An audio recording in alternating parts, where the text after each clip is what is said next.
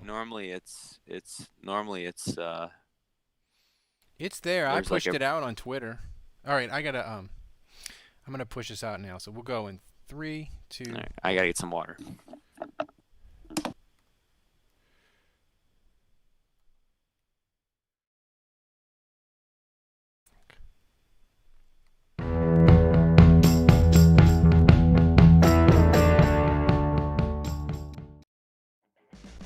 This is Sean Payton, head coach of the New Orleans Saints. What's with this Saints happy cast? This has to be the worst Saints podcast in the world. Ralph can't say anyone's name right. Andrew doesn't know football. Everyone has a hard time listening to Dave. And is Kevin even there tonight? The audio with this podcast, my God, the audio, it's painful. All right, everybody, welcome to a special Valentine's Day edition of the Saints Happy Hour podcast.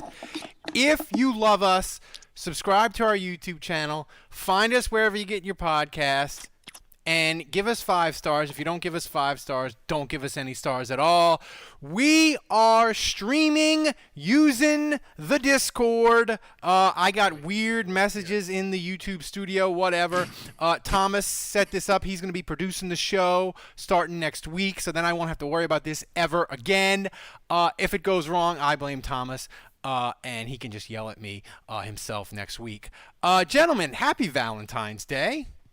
You too, Ralph. You too, man. Same to each of you.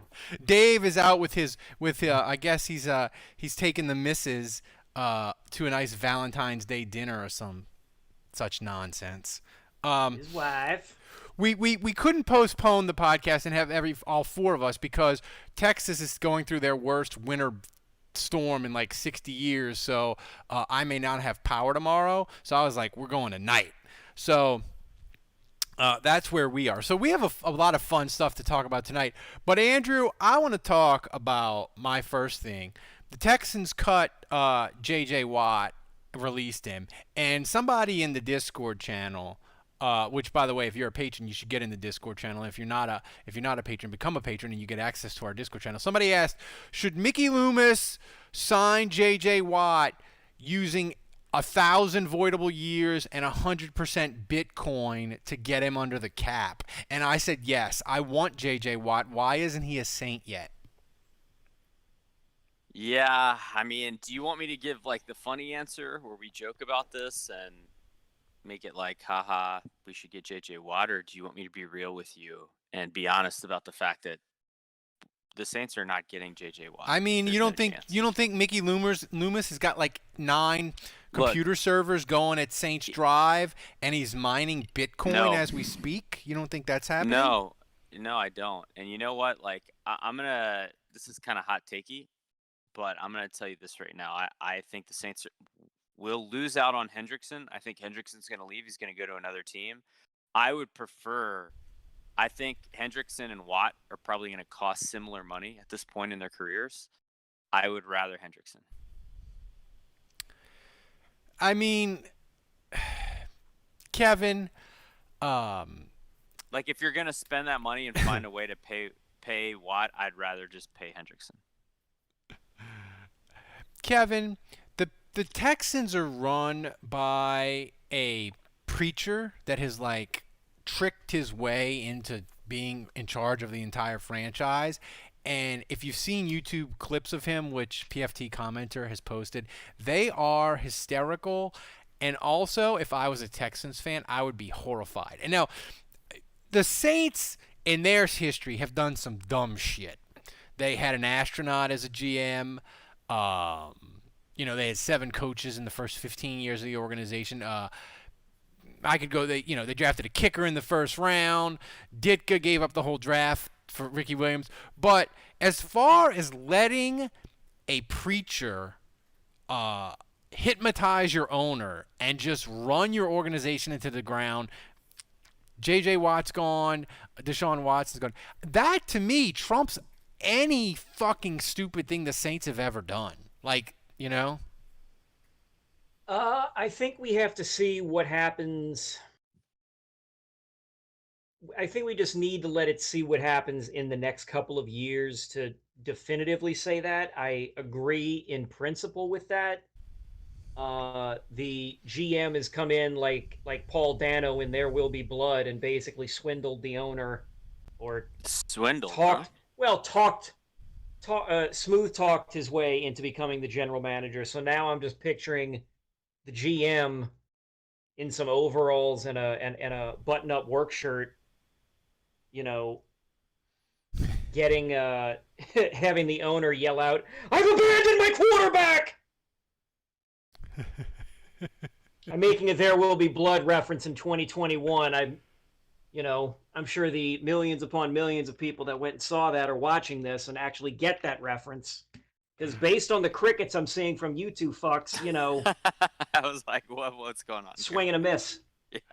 I think the YouTube You don't know people. I drink your milkshake, Juge? I drink your milkshake?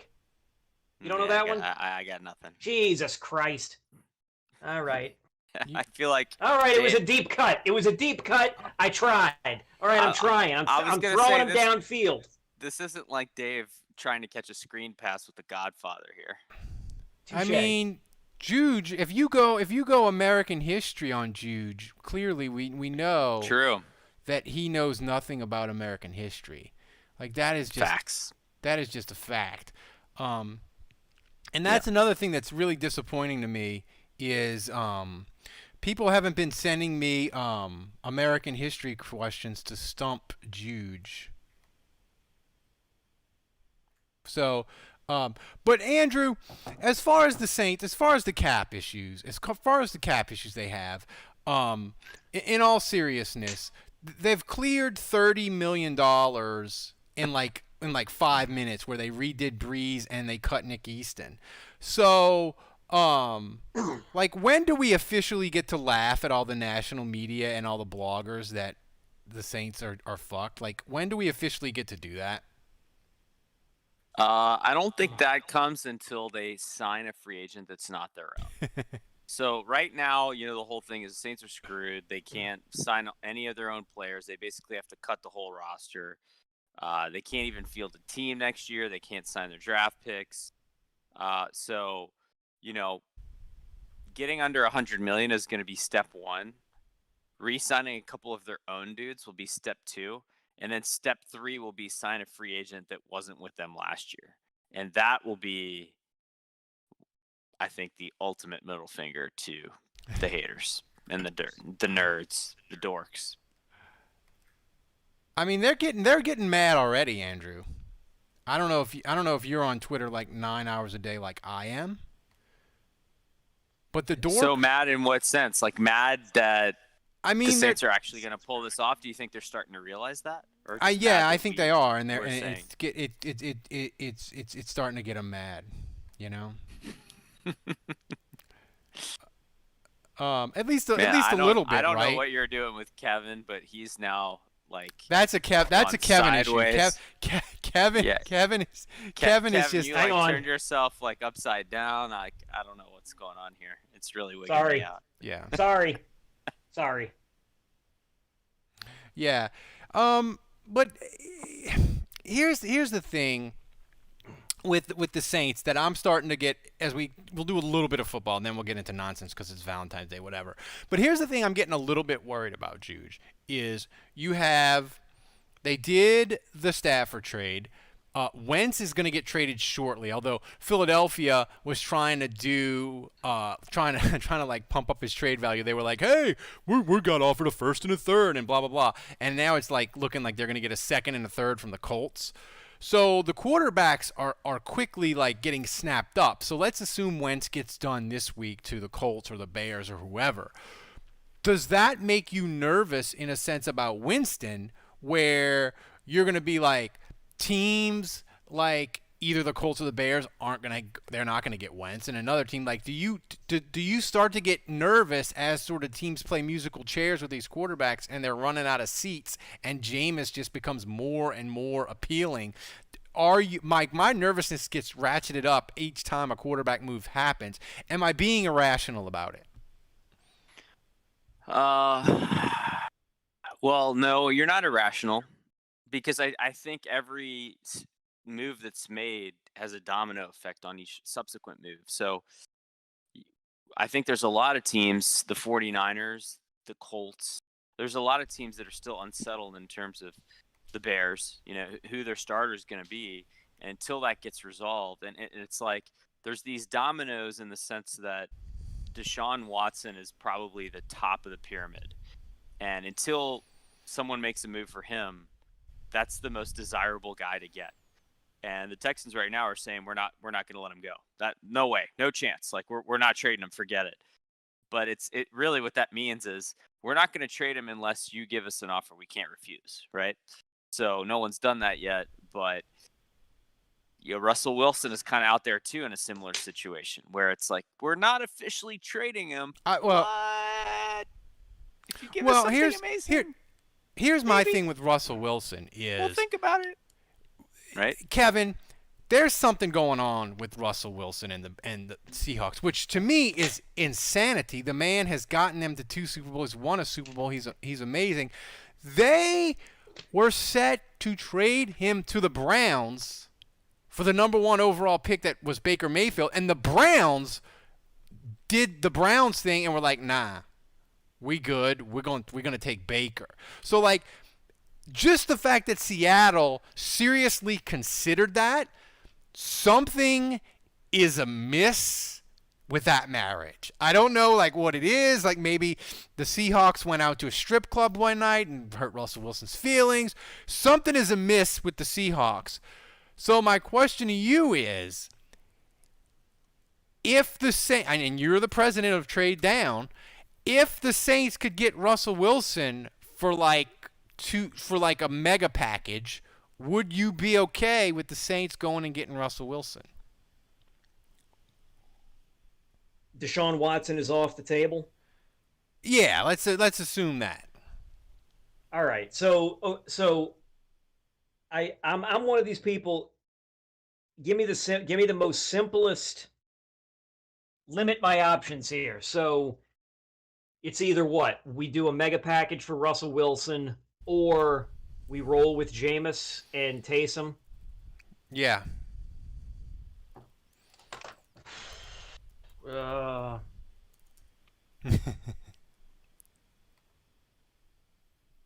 Trade for Russell Wilson.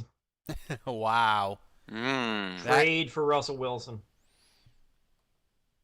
I don't feel comfortable. Like I don't know, man. Just somebody uploaded a clip of Jameis Winston trying to throw passes after he had the LASIK surgery, and this motherfucker was about as accurate as Ralph with either arm.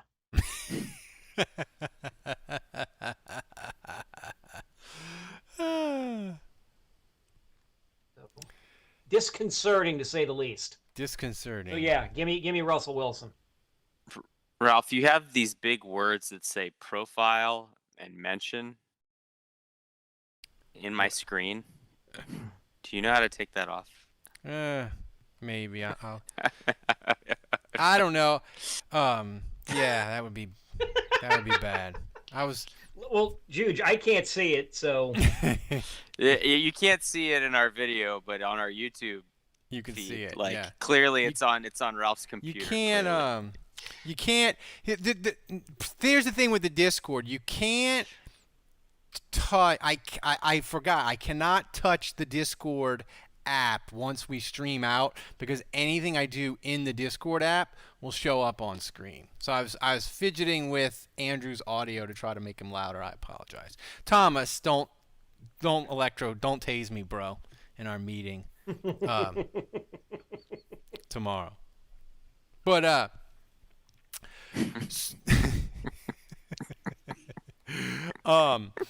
but here's my question. I have sort of, Kevin, over these last couple weeks, and I know we repeat ourselves in this podcast, but whatever, it's the off season before we get into weird wacky stuff. I'm sort of this weird thing where I'm excited to see what happens with Jameis. Like I know that he's,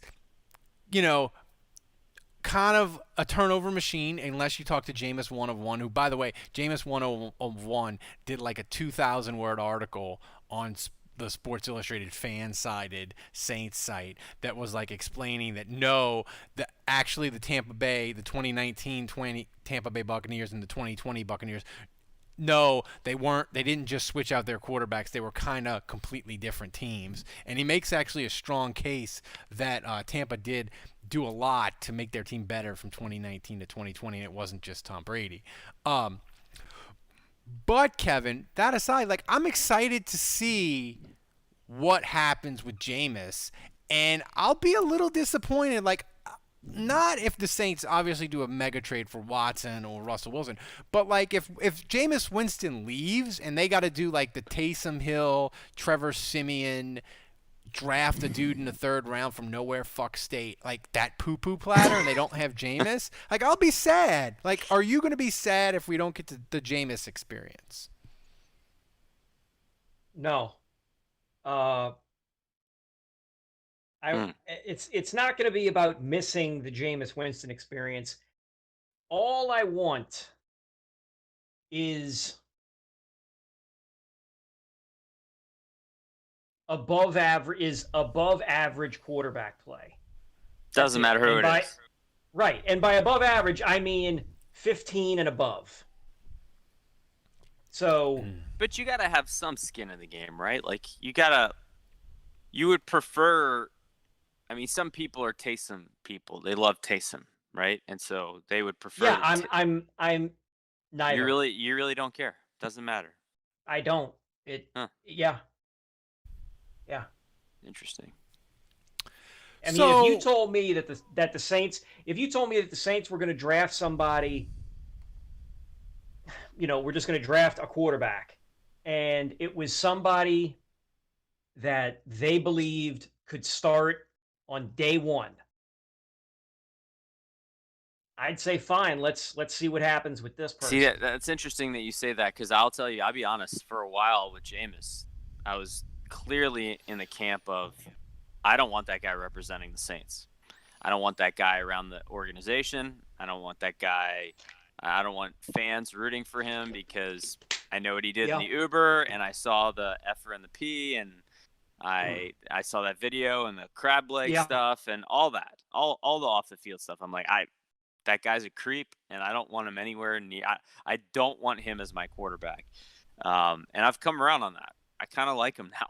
I'm not gonna lie. Now, am I like Ralph, where I'm like, I've got to see this happen. I've got to see him be the Saints quarterback. I can't be robbed of this experience. No, I'm with you in the sense that I'm going to root for whoever the quarterback is. And if it's Jameis, I'm totally cool with that. I would root for him, and I believe he has a lot of talent. So I've come around on him, but I'm with you in the sense that I'm more skeptical actually about Taysom.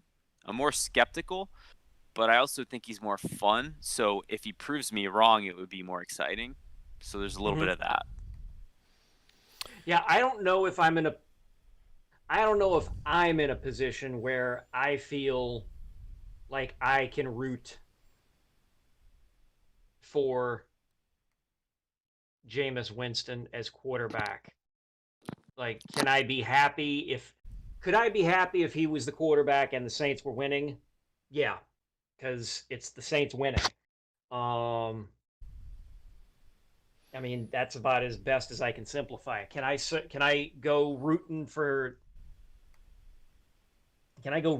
him specifically? I get it. You're rooting for the emblem. I get it. Right. Yeah. This is a pure case of just rooting for the laundry. I don't know. I just, here's the thing with me with Jameis. I believe Jameis will be the most. He'll be the most fun because the media is going to laugh at the Saints all off season. That's just my thing. And I know I probably said it last week, but the more I think about it, like, the media is piling on the Saints this week in First Take and all that. And, like, I think the media, like, I know, Andrew, you said they liked redemption, but I really think they want Jameis to fail with the Saints because you know what it allows them to do? What's the media's the only thing they love more than a good redemption story is the chance to blow Tom Brady even more. So if Jameis fails with the Saints, where it's a ready-made 12-4 roster, then it makes Tom Brady's Super Bowl that much greater in their eyes, and I think they are dying for Winston to fail. That's my opinion. And that's why I just want to stick it to the media, because the media, they kind of hate the Saints already, if that makes sense. Yeah, they hate Sean Payton. I think they want Sean Payton to fail with a quarterback not named Drew Brees. I think it's less about Jameis, because the media does love a redemption story. They do love that. And I think they could get on board if Jameis was not only a good player but a good citizen. Like, it has to be both. But if he's both things, then I think that's a story the media can get behind. But I think they would much prefer Sean Payton, the narrative to become Sean Payton is a byproduct of Drew Brees. And if Taysom fails and Jameis Winston fails and whoever the next guy, if Sean Payton leaves New Orleans without any success with any other quarterback, I think that's a narrative that the media would eat up whole. And it's already kind of a lost cause, right? Because they went 5-0 with Teddy Bridgewater.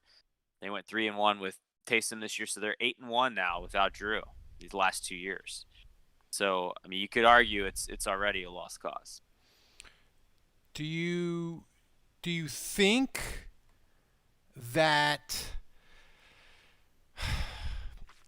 do you think, Andrew, that if Jameis leaves and goes somewhere else, and my fear comes true that a team panics like the Bears, do you think the Saints will just stand pat and be like, hey, it's Taysom and Trevor Siemian, and maybe we'll draft a dude or whatever, but we're not gonna go and trade for Sam Darnold. We're not gonna do anything rash. We're just gonna ride with what we got? Or do you think they'll be like, fuck, we got to get a quarterback? Like, it can't be Taysom or the wheels come off. Like, they will semi-panic and go and get a guy.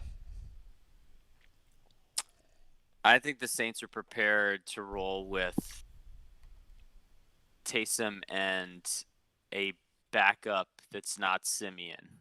So I do think they would go out and get someone else if it wasn't Jameis, whether it's draft Mac Jones, whether it's draft Kyle Trask in the second round or whatever, or whether it's go get another veteran. I don't know who's going to shake loose, but I mean, God, I don't even want to say this name out loud, but, you know, like Nick Foles, Trubisky. I mean, if there was a guy like that where they could get him on the cheap and say, hey, you can come here, but here's the thing, like with guys like that, you can say, look, we're going to pay you $1 million. You're going to make nothing, but our guy is Taysom Hill this year. So you could start. You have a shot at starting. And so I don't think they're just going to roll with Simeon and Taysom. I don't. They will bring competition in for Taysom, but if it's not Jameis, I think you're getting diminishing returns. Like, if Jameis doesn't come back to the Saints, I think whoever's competing with Taysom will be worse than Jameis. If they bring in Mitchell Trubisky, you're out. Raid the liquor cabinet now. Is that where you draw the line, Kevin? You're if like, they, I'm out. Look, right here. Right here. The line. Look, watch. If they bring in Mitchell Trubisky, line is being drawn. Do you think every fan base is like that? Do you think every 31 teams in the actually I'll say 32 because the Bears are probably there too. But do you think there's 32 teams in the league? Do you think every single one of them is like, if we bring in Mitchell Trubisky, I'm out? Listen to me. Bring the camera close. If they bring in Mitchell Trubisky, the Patreon money, we'll have to fire Thomas. We'll have to all of it will go to hard drugs. And then it will go to my drug rehab at Gentle Path in the off season. if they bring in Mitchell Trubisky, because that's the I only like way that I you will have the place survive already the picked out 2020. where the rehab's going to occur. That's smart thinking, Ralph. It is. Well, Always one step ahead. I know it's Gentle Path because I watched that Britney Spears. I saw a clip of that doc, and that's where they sent it. He wants to try to run into Britney Spears. That's Yeah. Shit, So- I'm the single one. I should be going. true. Speaking of getting drunk and or doing drugs, Tom Brady got absolutely positively shit-faced on the boat parade by the Bucks. So my thing was Some big dude was holding his arm. Like, Yeah. he couldn't stand. it was Ryan Griffin that like ushered him away from the media at the end. Was it Yeah. Ryan Griffin? It was Ryan Griffin. Well, he's a Tulane boy. He's been in New Orleans a long time. He knows So how to drink. He knows how to take care of a drunk. He's been partying with Dave at the boot. So here's my question. I said this on Twitter, and some people got mad at me, and I was like, whatever. I am 100% convinced I could drink Tom Brady under the table. He might have 7 rings, but I could drink his ass under the table.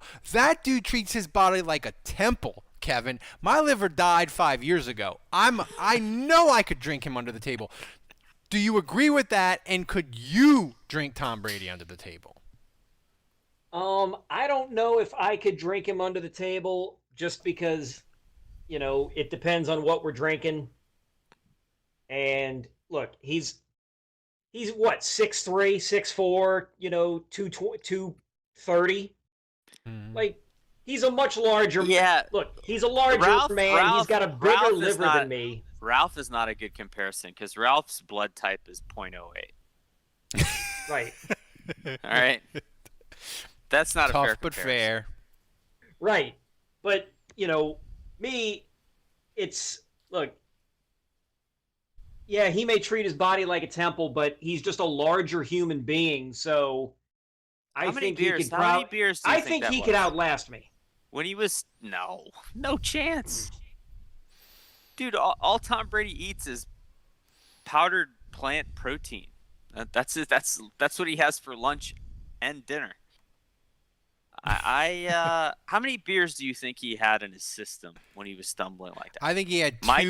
My guess is 3 IPAs. I think he had IPAs and he was 3.5 walking like that. Michelob Ultra. No more. Maybe than like that. a half shot of the George Clooney tequila. Maybe. Maybe just like a half and he spit it out, 6'4", 2.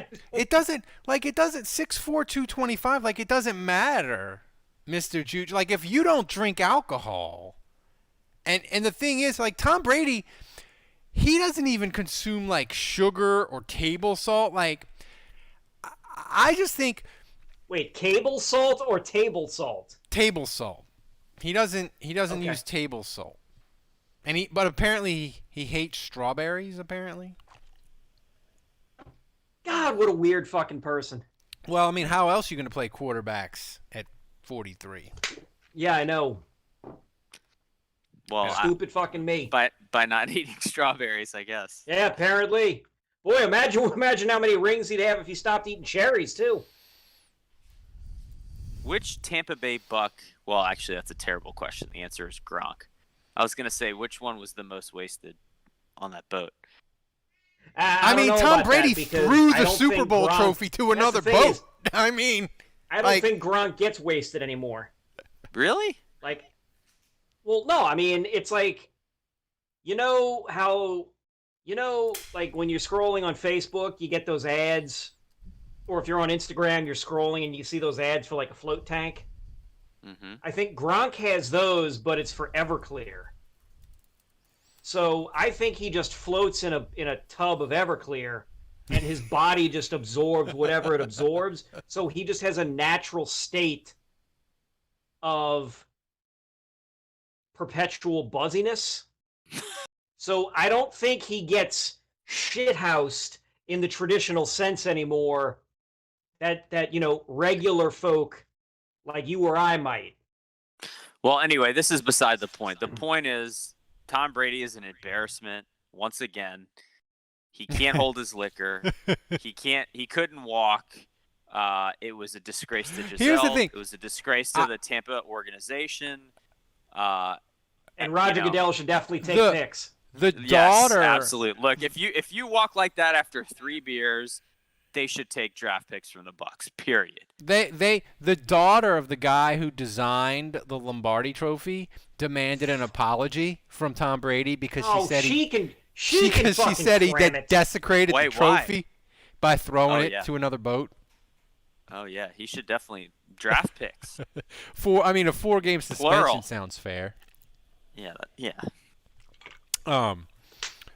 So they like to raise the bar, right? If he's deflated the football on the Lombardi, that's 2 deflations. That's right. It's like the Saints and COVID. It's cumulative. It's cumulative. Right. It gets ratcheted up. The Saints with COVID has sort of died down, so I'm hoping maybe that my fears about that are past. So, since it's Valentine's Day, we wanted to do a romance topic. And by the way, I did a drunk history with my pal from Lafayette, Scott Prather. We did Saints players we irrationally love. And if you're a patron, you have access to that already.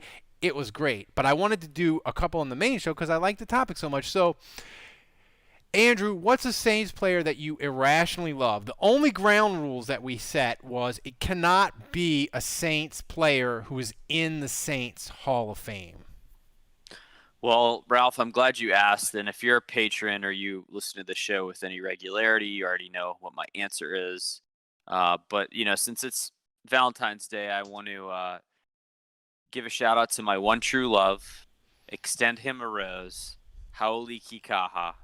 Oh my God! You are the greatest, and I remember fondly that time you sacked Tom Brady. He hadn't been drinking, otherwise you probably would have sacked him 5 times. But his sack of Tom Brady was beautiful. Stupid. It was amazing. Wake up.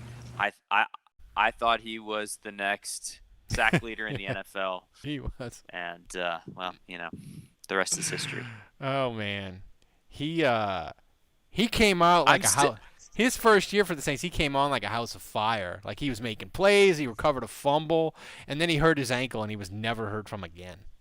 I still have this irrational belief that Kikaha is gonna make a comeback and have a double-digit sack season. Like I'm still convinced that it's gonna happen. Kevin, who did you have irrational Saints love for?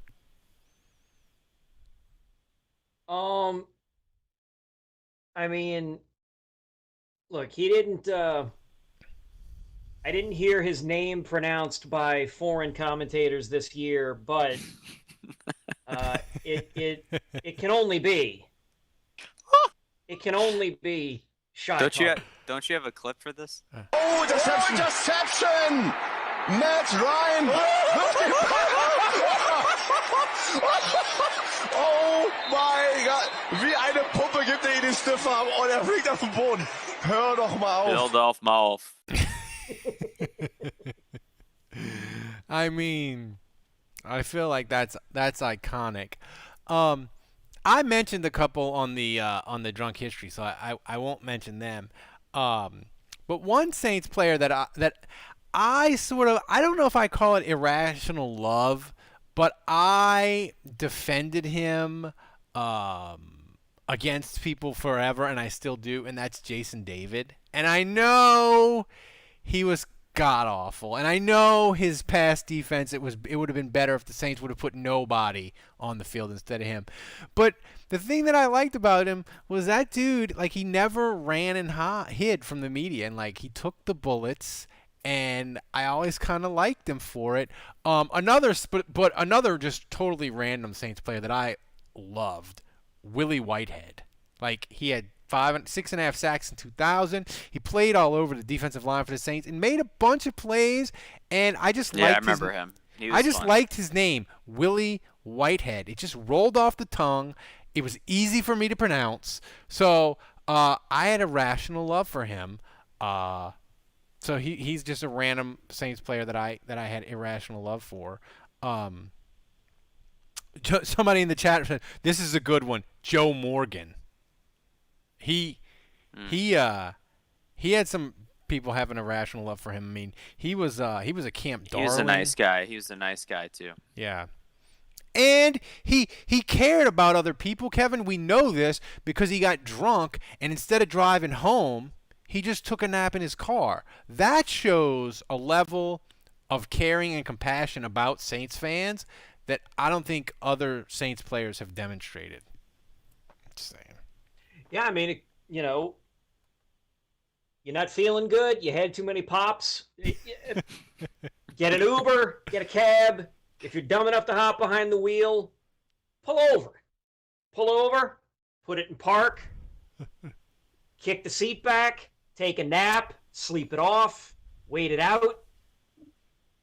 Don't pull a Tony. Don't fall asleep at the wheel at a stoplight. Yeah. Like a certain Hall of Fame manager.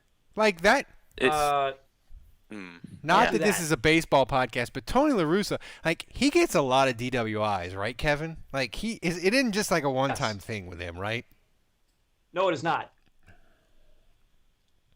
My wife said shut up it's about not, Tony and La that's Russa. probably He loves pets.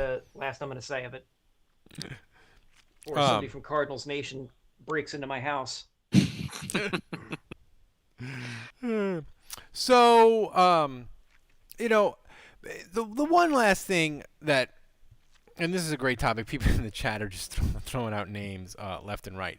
But the last thing I want to do on this Valentine's Day is, Valentine's Day is about love and about dreams and all that. So what is, Andrew, your ideal scenario for the Saints off season? What do you like go to the bed when your head hits the pillow and you think, God, that would be amazing if the Saints could have this happen? Are we talking about like pipe dream or just realistic?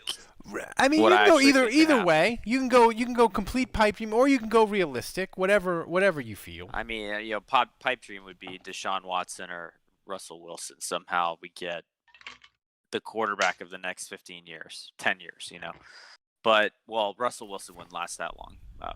Watson would, but I don't think either of those things are going to happen. So, I think ideally for me, Marcus Williams gets re-signed, Jameis Winston gets re-signed, and then it's really about the draft class. And to me, the amazing thing would be for the Saints to execute a draft class that's like Alvin Kamara's class, like Lattimore and Ramchek's class, all those guys, where they just go pick after pick after pick, and they pick the rookie of the year, and they pick the defensive rookie of the year, and they pick a guy that's going to be a sack leader down the road for them.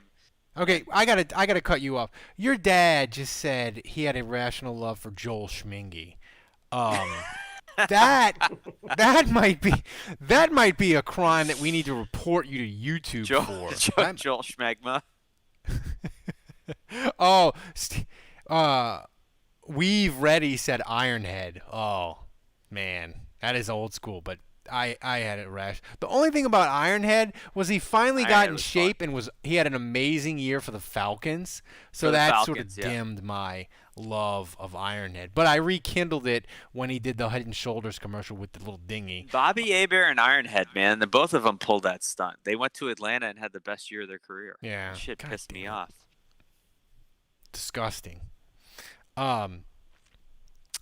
But back to continue with your scenario for the Saints. No. So I just kill it with the draft. That would be it for me, where they get a bunch of new faces, a bunch of because that's the future. That's how these last 3 years they've been in the playoffs. Yes, we've gotten heartbreak and it's been horrible, but this team has been built not on free agents. I mean, Demario Davis was a good pickup that helped the team tremendously. But beyond DeMario, can we really name a single guy that's been a massive difference maker in free agency for the Saints? I mean, Janoris Jenkins helped, right? Malcolm Jenkins was nice this year. Yeah. Emmanuel Sanders was pretty nice, right? Jared Cook had moments. He wasn't good this year, but he was pretty good last year. But You look up and down the roster, and it's the draft. It's the draft classes, man. That's how this team's been built. Whether you look at Lattimore or Marcus Williams or Cam Jordan going way back or Onyemata, Michael Thomas. I mean, go up. Teron Armstead, Ramczyk. Go up and down the roster. So yeah, I think I just want to see another amazing draft class. Kevin, I don't care so much about free agency. Kevin, I know your dream scenario will probably involve trading down in the draft, but give it to us anyway. And maybe we say it every year, but maybe actually this is the year because the Saints really do. They have cap issues, so the draft is the only way to get better. Maybe this is the year it happens. What would be your sort of best case scenario for the offseason that you could see happening?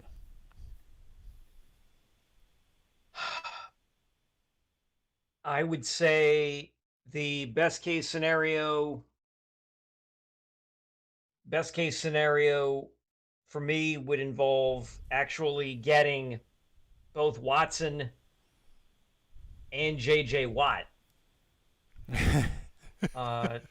We lure Watson in, and we get Watt on a cheap deal because Watt wants to come and be with Deshaun Watson and try and get him a Super Bowl. So we get Watt on like a 1-year deal. We get Watson for a few years. And then from that point, that's when we start trading down. We get rid of the first round pick to get stuff for later. We get rid of the second round pick, get stuff for later. Just try and accumulate from that point. That's I like for that draft and the next draft. I'm just laying 2 big pieces in free agency and then start trading down. I like that scenario. I like the scenario of just making the Texans fans just irate. My dream scenario for the Saints this offseason is I know people want Russell Wilson and I know Watson, but I'm committed. I've decided I am going to drive the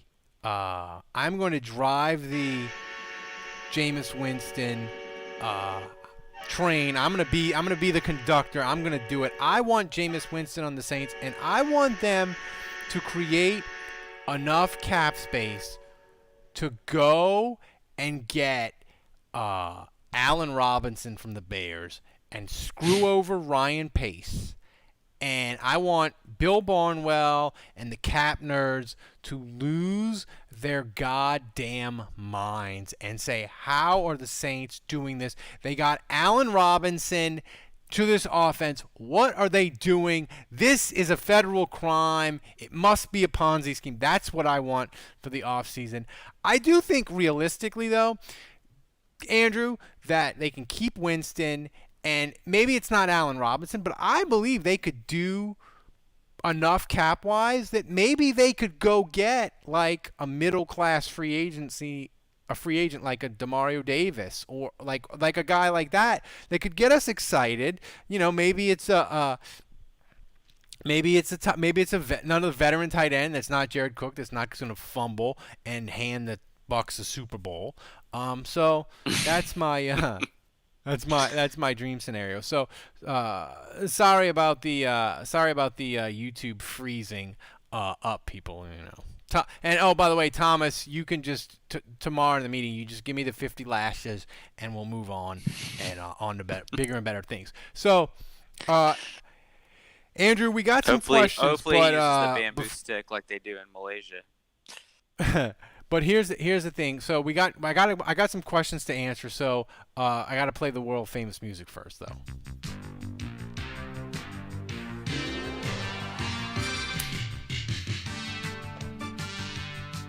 I'm dancing. No one's seeing it except for Andrew and Kevin. It's okay. Don't you do the finger point thing too? Finger gun. There it is. Just one, because I only have one good on.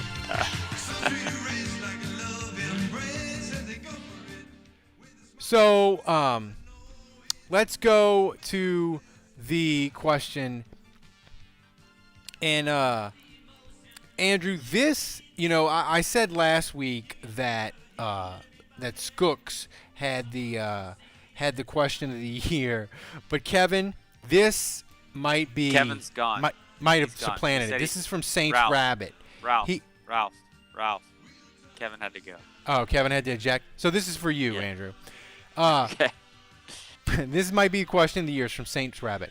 Using hookers and blow, could Mike Ornstein convince Houston GM Nick Caserio to send us Deshaun Watson? And when does he fly to make it happen? Look, I'm already in enough trouble talking about Ornstein, so I can't dig myself any deeper of a hole here. Yeah, Ornstein has quite the power of influence, man. I'll tell you what. I'll leave it at that. I mean, you know, it's just now I'm you know, it's one of those things where I'm just the boxes are so fucked up tonight. I don't even like Kevin ejecting mid-show. I forgot that it do the boxes. So now, Andrew, we have me in two of the boxes. My body is split in half. Well, at least the video's frozen, so no one can see the same thing. It's great. Frozen, so people can't see it. But that's one of the questions. So the other questions we've got tonight, I'm gonna pull them up. Here's an interesting question. How worried are you about the offensive line now that Nick Easton is retired or cut? No, I mean that was we knew that was coming all along, that Easton was done. You know, one kind of sneaky thing I would say is James Hurst. If the Saints can find a way to get him back, that, you know, and Will Clapp is a free agent too, but those are two guys that may not seem like they're worth much to the Saints, but you know, they're valuable depth. They've been on the team for a while, and so those are two guys in free agency that when you can't make a bunch of sexy pickups and you can't spend a bunch of money to get a bunch of guys like James Hurst and Will Clapp matter. And so I'll feel a lot better about Easton if they can get guys like that back. Yeah, this is interesting. This is from Jason. Would Ralph pick out his own clothes for 5 years for the Saints to get Watson? I mean, here's the thing though, like me being on TV, I don't think Selly would allow. Yeah, like that's the thing. Like it might end up in divorce because Selly, she views me on Channel 4 in the morning show. She views that as a reflection of her. So me having to pick out my clothes for 5 years, it could mean that I end up in divorce. So I have to say no. Sorry, Jason. Here's a good question from Sammy G. Andrew, what happens first? Winston wins an NFC divisional round game, or Matt Ryan retires because Atlanta put him in such deep depression from being a part of the most disgraceful franchise in NFL history? Hashtag 28-3. I love any shot at the Falcons. I will say, I do kind of feel like the Falcons with Matt Ryan, I'm not really seeing a resurgence, you know, with Julio Jones and Matt Ryan. Like, I just feel like the NFC is too strong now, and they've botched too many drafts. And I think the NFC South has kind of surpassed them. Like, it's gone past them, and it's passed them by, and they're in the rearview window now. It's gonna be tough for them to kind of catch up. You know, we talked about, because it's Valentine's Day, and I wanted to have fun with it. We talked about best case scenario, but I'm gonna give you worst case scenario for the Saints off season, and that is Carolina Panthers get Deshaun Watson. Like that, to me, worst case scenario is either Carolina gets him or he gets in the NFC some kind of way, San Francisco or whatever. You know, I feel like it's looking more and more likely that the Panthers are going to fail to get a quarterback, and so they're going to have to draft a guy. They're going to fail to get Wilson or Watson. You know, I think that's kind of what they're targeting. So, yeah. Let me go into the I got some in the Discord. You want me to ask these? hit me. All right, so Down with Disease, which is a Fish reference. Don't ask me how I know that. I'm kind of ashamed that I know that. But Down with Disease says there's clearly a productive role to be had in the offense for a player with Deontay Harris's skill set. Do you think he can hold up health-wise in that role and on special teams? I worry about his size, Andrew. Yeah. I mean, he was having a stinger all year. Right? Yeah, like the thing is with him is, like Drew Brees is like he was like 6 feet tall, and that's like, a little bit smaller than like what you want a quarterback, and he threw from his tippy toes, and you'll never see that again. And you have other guys that are like a little bit undersized.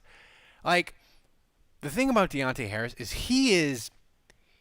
he should not be playing in the NFL at his size. Like, that there's a reason why he went to like Assumption State or whatever the hell it was, like Division 4 or whatever, because teams in major colleges, even Division 2 or whatever you want to call it now, they were like, that dude is too small to play football, and we don't care that he can literally run faster than anyone around. Like, that's the thing with him. Like, I just think he's just too small, and like, I worry. As awesome as he is, Andrew, I worry every time he gets the ball. I'm like, is this going to be the hit that breaks him in half? I mean, I felt that way about Sproles. He was pretty durable. So yeah, Sproles, he's taken a lot less hits than Darren Sproles. Yeah, Sproles was a wizard though, and Sproles was like the exception that proves the rule. Like, Sproles never should have played as long as he did. All right, Down with Disease had another good one. He said, if Rankins and Malcolm Brown are both gone, which is possible. I mean, Rankins is a free agent. I think there's a good chance they don't re-sign him. And then Malcolm Brown is a cap casualty perspective. How big of a need is interior defensive line, and how much faith do you have in Tuttle and Roach? And is David Onyemata good enough to be the number one DT moving forward? He said David Onyemata. So, yeah, Onyemata had a great year. I had him as the Saints Defensive MVP of the year. Ralph is president of that fan club. That's right. But, no, I think a real strength of the Saints this past year was their defensive line rotation. And now you're talking about potentially losing Granderson, potentially losing Rankins, potentially losing Malcolm Brown.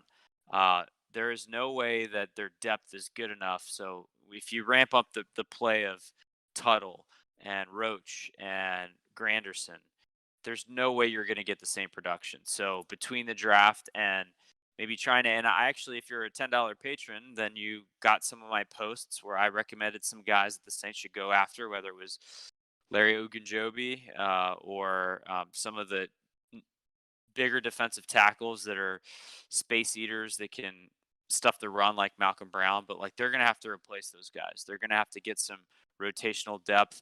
Mario Edwards had a great year with the Bears. I would be all for bringing him back, but they need to replace those guys in some shape or form, and it's going to be tough because they don't have a ton of money, so they're going to have to be careful. But yes, I think defensive tackle is not only a priority for this team, they may very well pick a defensive tackle in the first round at 28. It could happen. I mean, at 28, literally nothing is off. To me, at 28, nothing is off the table except maybe running back, because the Saints would feel like, even though it would be okay if you had a big need for a running back, picking a running back at 28 is fine.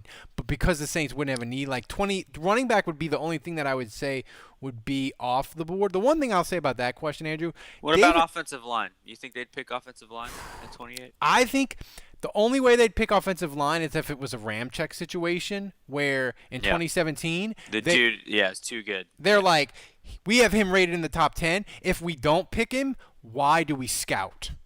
That would be the only way. The one thing I will say about that question is, I 100% believe David Onyemata can be. If David Onyemata can be the best defensive tackle on your team, and you can be fine. The problem with the Saints is the difference between David Onyemata and everybody else at defensive tackle. That's the issue. David Onyemata as your best defensive tackle is fine. Like, it's everything else. All right, I got some more. Sal Incognito wants to know if the technology was available to transplant Drew Brees' brain into Taysom Hill's body. Would the Saints would they have to build a separate facility for all the Lombardi trophies?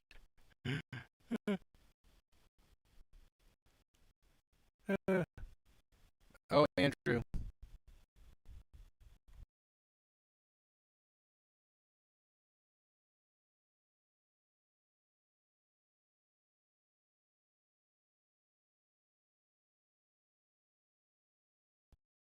Andrew, you went speak and spell. But I know the question.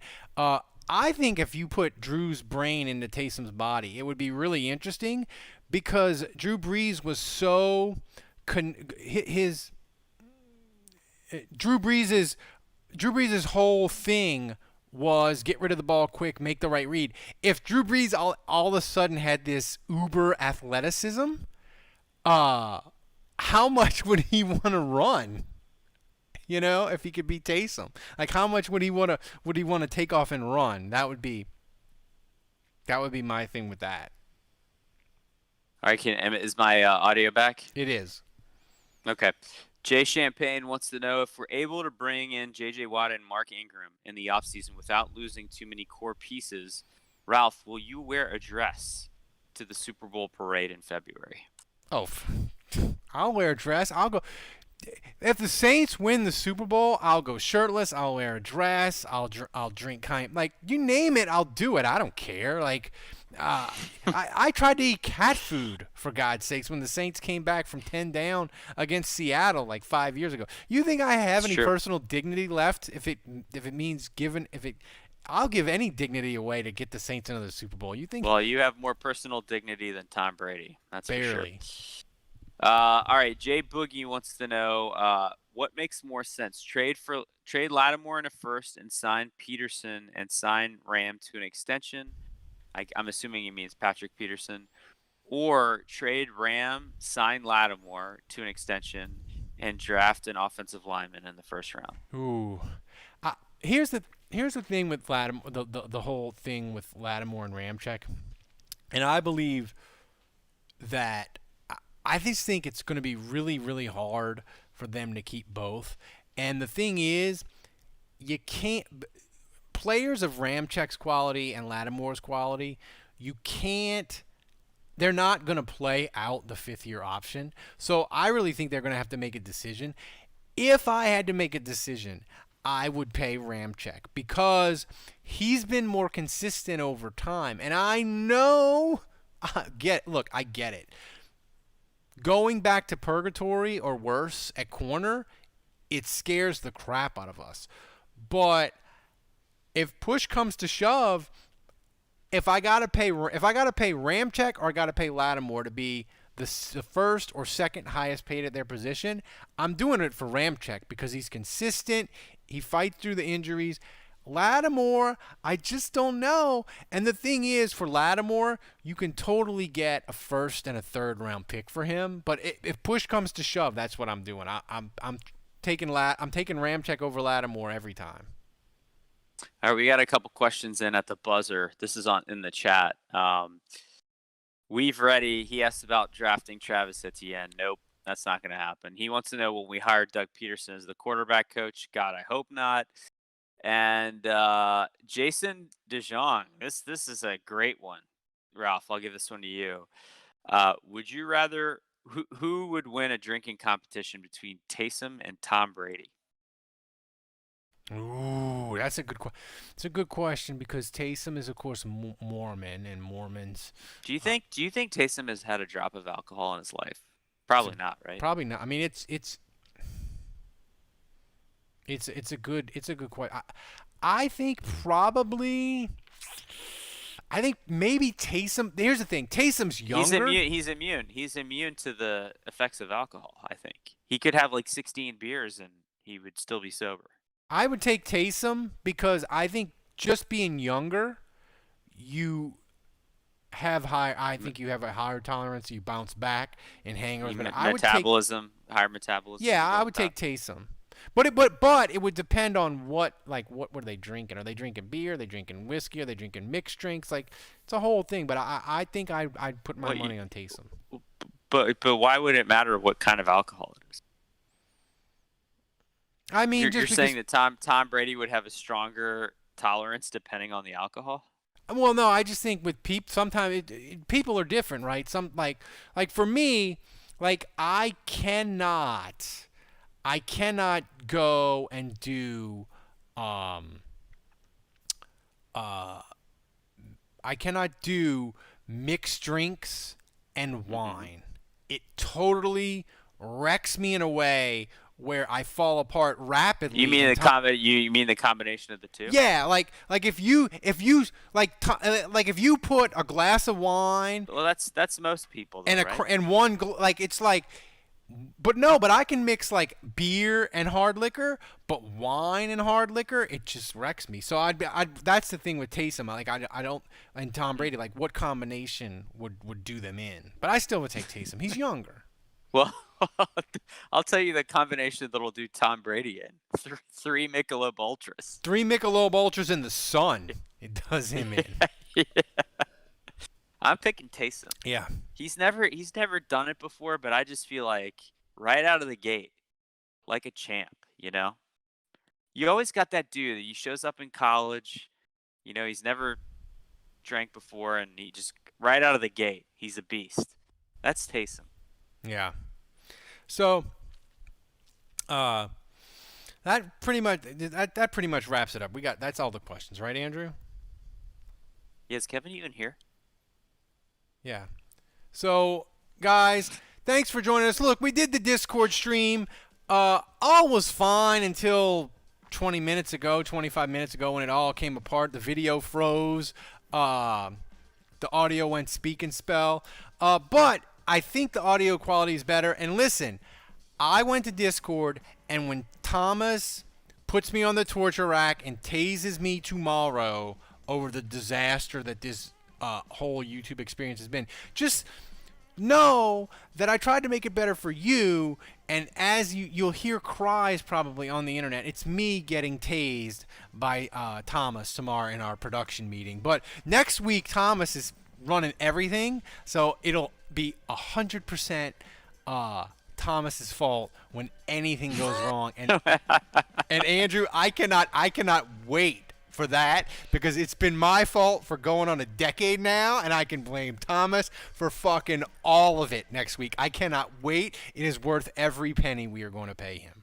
So for Andrew, for Kevin, who had to eject, for Dave, who's MIA on a Valentine's Day date, I'm Ralph. Thanks for sticking with us. Thanks for joining us. Until next week, the bar is closed.